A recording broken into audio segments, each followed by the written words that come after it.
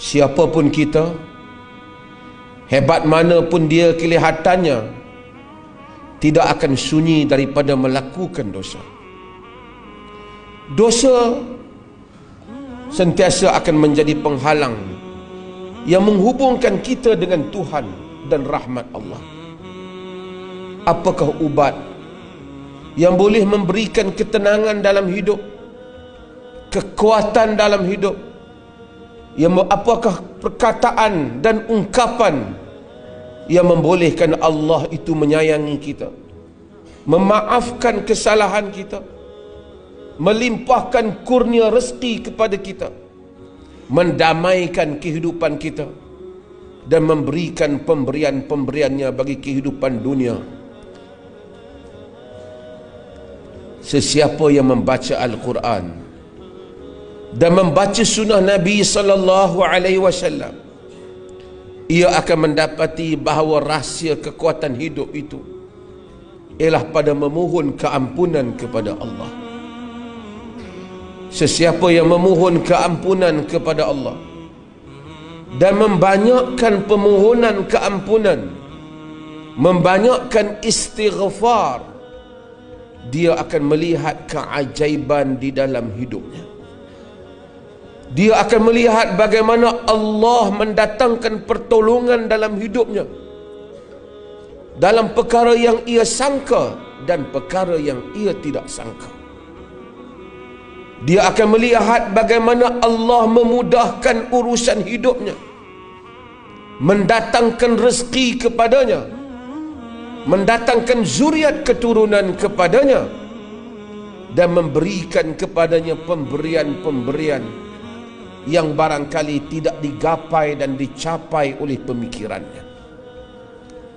Inilah yang disebut bertalu-talu di dalam Al-Quran. Allah menyebut antaranya, wa anistaghfiru rabbakum thumma tubu ilaihi yumatti'kum mata'an hasanan ila ajalin musamma. Dan hendaklah kamu beristighfar kepada Tuhan kamu dan bertaubat kepadanya, nescaya ia akan memberikan kepada kamu kurniaan hidup yang baik sehingga pada satu tempoh yang tertentu, yakni sehinggalah kita bertemu dengan Allah Subhanahu wa taala. Nabi Nuh alaihi salam menghadapi satu kaum, lama ia menghadapi mereka, yang membantah dakwahnya. 950 tahun lamanya berhadapan dengan kaumnya yang senantiasa tidak mau patuh dan mencari kerenah bagaimana menghadapi Rasul yang dihantar oleh Tuhan mereka. Pun begitu Allah Subhanahu wa ta'ala telah mengajar Nuh untuk memberitahu mereka dengan satu perkataan, satu perbuatan. Dengan perbuatan itu segala dosa mereka akan diampunkan dan kurniaan Tuhan akan diberikan kepada mereka. Kata Nuh, faqultu astaghfiru rabbakum innahu kana ghaffara yursilis samaa'a 'alaikum midrara wa yumdidkum bil amwalin wa banin wa yaj'al lakum jannatin wa yaj'al lakum anhara. Faqultu astaghfiru rabbakum, aku beritahu kepada mereka. Nabi Nuh memberitahu, mengadu pada Tuhan tentang kaumnya. Faqultu astaghfiru rabbakum innahu kana ghaffara, aku beritahu kepada mereka, beristighfarlah kamu kepada Tuhan kamu, mintalah ampun kepadanya. Innahu kana ghaffara, kerana dia itu maha pengampun. Yursilis samaa'a 'alaikum midrara, jika kamu beristighfar, Allah akan menurunkan hujan daripada langit dengan lebatnya. Wa yumdidukum bi amwalin wa banin. Jika kamu beristighfar, Allah akan menambah kamu harta-harta dan anak pinak. Wa yaj'al lakum jannatin wa yaj'al lakum anhara, dan dia akan menjadikan untuk kamu kebun-kebun, dan dia akan menjadikan untuk kamu sungai-sungai.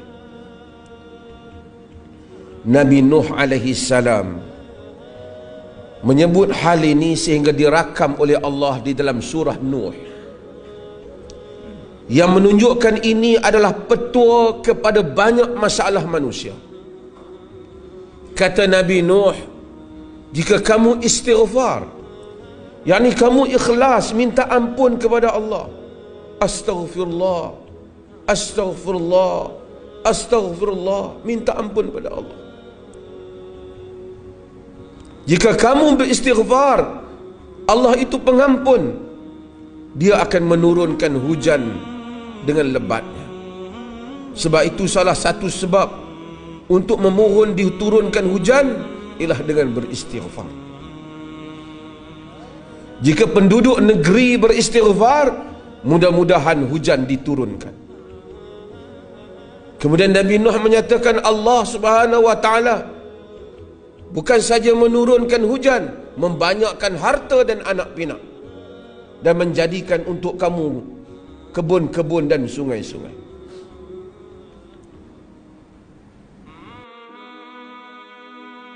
Dalam Mishkatul Masabih disebut bagaimana apabila orang datang kepada Hasan al-Basri, tabi'i jalil, tabi'in yang mulia, dan bertanya kepada Hasan al-Basri banyak soalan, Hasan Basri jawab yang sama. Satu orang tanya, wahai Hasan al-Basri, aku hadapi masalah tanaman yang kontang, tidak turun hujan. Kata Hasan al-Basri, kamu beristighfar. Datang satu orang bagi tahu, aku ada masalah kemiskinan, kurang harta. Kata Hasan al-Basri, kamu banyakkan istighfar. Seorang datang bagi tahu, aku tak ada zuriat. Kata Hasan al-Basri, kamu beristighfar. Lalu orang bertanya Hasan al-Basri, kenapa jawapannya sama? Hasan al-Basri membaca surah tadi daripada lisan Nabi Nuh alaihi salam. Kekurangan harta, kekurangan anak, kekurangan hujan, Allah Subhanahu wa taala menyuruh kita beristighfar. Sidang Jumaat yang dirahmati Allah, marilah kita menjadikan istighfar ini amalan hidup. Setiap orang menghitung sebanyak mungkin bagi setiap hari dia beristighfar.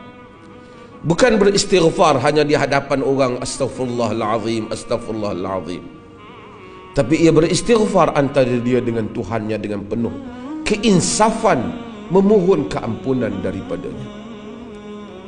Kalaupun ada kesalahan dan dosa, Allah menyebut, wa ma kana Allahu liyu'adzibahum wa anta fihim wa ma kana Allahu mu'adzibuhum wa hum yastaghfirun. Tidaklah Allah itu mengazabkan mereka sedangkan engkau berada bersama mereka, yakni Nabi Muhammad ada sama dengan kaum. Allah Ta'ala tak akan mengazabkan. Wa ma kana Allahu mu'adzibuhum wa hum yastaghfirun, dan Allah tak akan mengazabkan mereka sedangkan mereka beristighfar. Kata para ulama tafsir, bahagian yang pertama iaitu untuk Nabi ada dengan kita sehingga Allah tidak lagi mengazabkan kita, sudah tidak ada, Nabi sudah wafat. Tetapi bahagian yang kedua, supaya balak dan azab Tuhan tidak kena kepada kita, masih ada, iaitu beristighfar. Maka banyakkanlah istighfar. Sama ada yang muda, terutama yang lanjut usianya. Apabila kita beristighfar, kita akan melihat walaupun ia amalan pribadi, rahmat Tuhan akan turun ke dalam masyarakat ini. Sebahagian orang barangkali dia tidak beriman ataupun tidak mempercayai hal ini. Tetapi bagi orang yang beriman dan melazimi amalan ini, dia akan melihat bagaimana Allah membukakan rezeki. Walaupun asalnya bukanlah tujuan istighfar itu kerana meminta rezeki, tetapi Allah menjanjikan orang-orang yang memohon keampunan kepadanya, membanyakkan keampunan padanya, dia akan mendatangkan rezeki.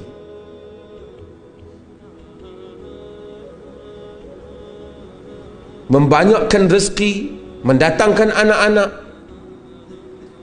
Kata Syekhul Islam Ibn Taymiyah rahimahullahu ta'ala, kadang-kala aku hadapi masalah yang tidak ada penyelesaian, lalu aku beristighfar bagi satu hari dengan bilangan yang banyak sehingga 1000 kali, maka aku pun mendapati Allah melunaskan masalahku.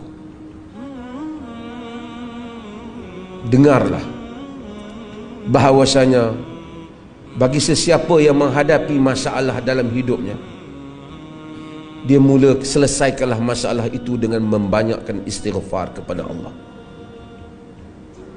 Sama ada masalah dirinya, isterinya, keluarganya, hartanya,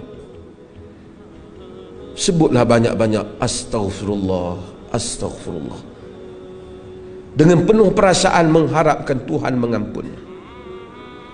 Bukan ia terbayang Tuhan mendatangkan harta, tapi ia membayangkan keampunan Allah untuknya. Namun Allah di atas sifatnya yang karim, yang pemurah, dia akan melimpahkan kurniaan-kurniaan yang kita tidak sangka. Lazimilah istighfar. Banyak membaca astaghfirullahal azim. Kalau setiap orang setiap waktu solat dia membaca 100, barangkali 500 kali dia membacanya satu hari, 1000 kali ia membacanya satu hari, dia akan mendapati keajaiban di dalam kehidupannya. Allah melapangkan dadanya, memperlihatkan kepadanya apa yang ia buta sebelum ini mengenainya, memahamkan kepadanya apa yang ia tidak faham, menunjukkan kepadanya jalan bagi kehidupan dan mendamaikan dada dan jiwanya. Percayalah dengan janji Allah, dan itulah yang Allah Subhanahu wa ta'ala sebut di dalam Al-Quran. Sehingga Nabi Hud menyebut kepada kaumnya, wa ya qaumi istaghfiru rabbakum thumma tubu ilaihi yursilis samaa'a 'alaikum midrara wa yazidkum quwwatan ila quwwatikum wala tatawallaw mujrimin. Wahai kaumku, beristighfarlah kepada Tuhan kamu dan mohonlah taubat kepadanya. Dia akan menghantar langit kepada kamu dengan lebatnya, yakni hujan, dan menambahkan kekuatan di atas kekuatan kamu. Orang-orang yang beristighfar akan teguh jiwanya, kuat pendiriannya, kuat dia menghadapi cabarannya, kuat dia berdiri dalam menghadapi lautan kehidupan dan geloranya. Inilah yang disebut di dalam Al-Quran. Mudah-mudahan kita semua menjadi masyarakat yang senantiasa beristighfar, terutama pada musim dalam keadaan kita menghadapi kekeringan ini, dan juga pada musim kita menghadapi berbagai-bagai cabaran dalam dunia yang semakin hari semakin mencabar. Banyak manusia tertekan dengan kehidupan. Tidak ada jalan melainkan manusia kembali kepada Tuhannya, Allah Subhanahu wa ta'ala.